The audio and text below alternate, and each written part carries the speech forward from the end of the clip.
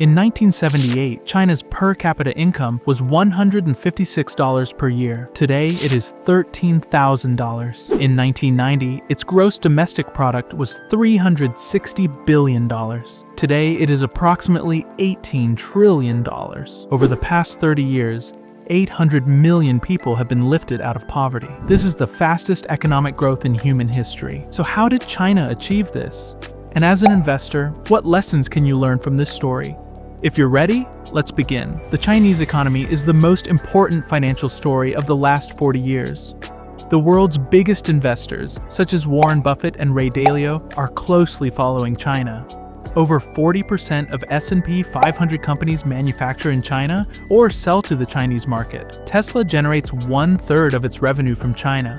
Apple's supply chain is entirely dependent on China. Understanding China today means understanding the 21st century economy. Let's examine it chronologically and historically.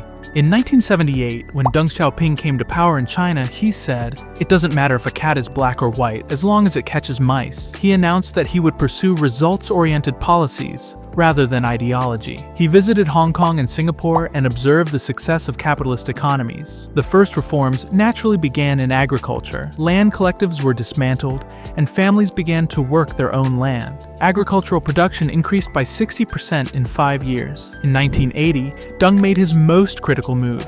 Strategic cities such as Shenzhen, Zhuhai, Shantou, and Xiamen were declared special economic zones. In 1979, Shenzhen was a fishing village with a population of 30,000. It was completely open to foreign investment, with low taxes and minimal bureaucracy. By 1990, the population had reached 1 million. Today, it is a technology hub with a population of 12 million and the main base for giants such as Huawei, Tencent, and DJI. But the Chinese government did not act hastily. Between 1984 and 1993, it made systematic preparations. State-owned enterprises were restructured, and the banking system was modernized.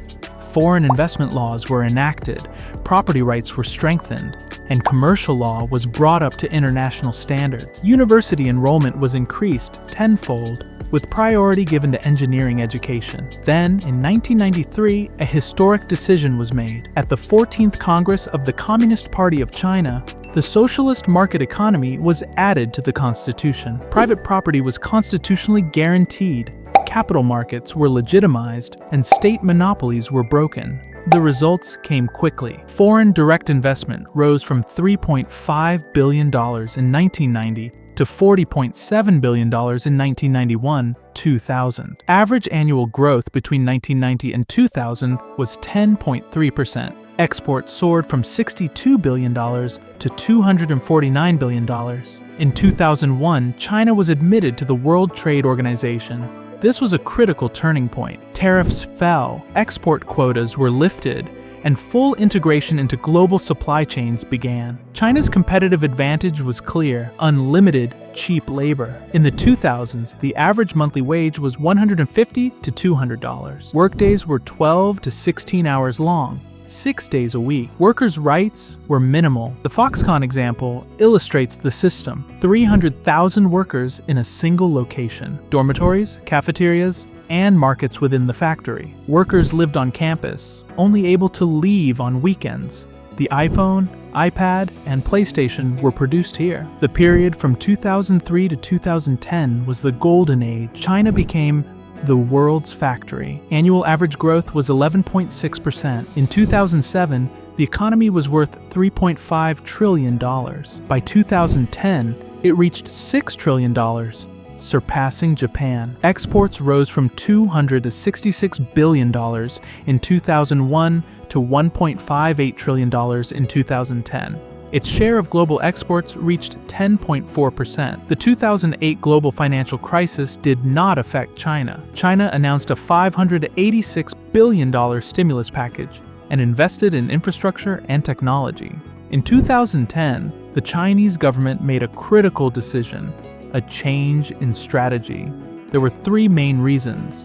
Wages were rising, Vietnam and Bangladesh were cheaper, the middle class was growing, and domestic consumption potential was increasing. And most importantly, it was understood that the future lay in technology. In 2015, the Made in China 2025 program was announced. 10 strategic sectors were identified: next-generation information technology, robotics, aerospace, energy-efficient vehicles, electrical equipment, new materials, and biomedicine. R&D investments exploded. From $32 billion in 2000, they rose to $524 billion in 2020. In 2019, China surpassed the US to become the country with the most patent applications in the world, 1.4 million applications. The US had 621,000.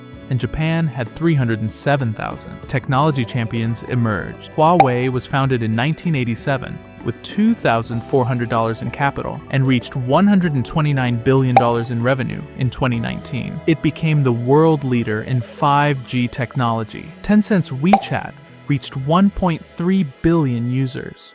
Alibaba's Singles' Day sales reached $74 billion. BYD surpassed Tesla by selling 3 million electric vehicles in 2023. China is unrivaled in renewable energy. China accounts for 77% of global solar panel production and 60% of wind turbine production. CATL holds 37% of the global market share for electric vehicle batteries. As of 2023, China's economy is worth $17.9 trillion. Exports are $3.4 trillion. Foreign exchange reserves are $3.2 trillion. First in the world. However, there are serious risks. Real estate bubble. The real estate sector accounts for 25 to 30% of the economy. The bankruptcies of Evergrande and Country Garden pose a threat to the system. Total housing debt is $20 trillion. Debt crisis. Total debt is 280% of the economy. Local government debt is $9 trillion.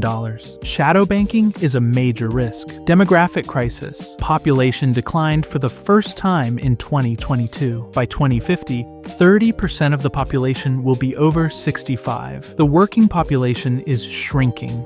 Income inequality. Average per capita income is $12,720, but distribution is highly uneven. Urban average is $32,000. Rural, $7,000. 600 million people earn less than $140 per month. Geopolitical tensions, US-China trade wars, technology embargoes, Taiwan tensions, supply chain diversification policies. So what lessons can we learn as investors? 1. Wealth is built through systems, not overnight. China did not become wealthy overnight after 1978. It first built its infrastructure, legal system, education, and institutions. This systematic approach transformed it into the world's manufacturing hub within 30 years. Lesson 1. True wealth comes not from short-term opportunities, but from long-term systems. Establish your own financial order. Sustainable gains are impossible without an investment plan, risk management, and an information infrastructure. 2. Follow transformations, not trends. China evolved from being a cheap labor country into a technology leader. In other words, it changed direction, not just followed trends. Today, the winners are those with this perspective: artificial intelligence, energy, green technologies, and infrastructure investments are shaping the future. Lesson to be learned: instead of chasing industry waves, analyze where the next transformation is headed. Real gains come from being ahead of the trend. 3. Patience is the greatest return narrator. Deng Xiaoping's reforms did not show their effect in the early years, but the plan, which progressed with 10 years of patience, eventually turned into the world's second largest economy. Today, most investors operate with the buy today, earn tomorrow mentality. The lesson to be learned: large returns are built on long-term vision and patient capital. You can act in the short term, but in the long term, patient capital creates the magic of compound gains.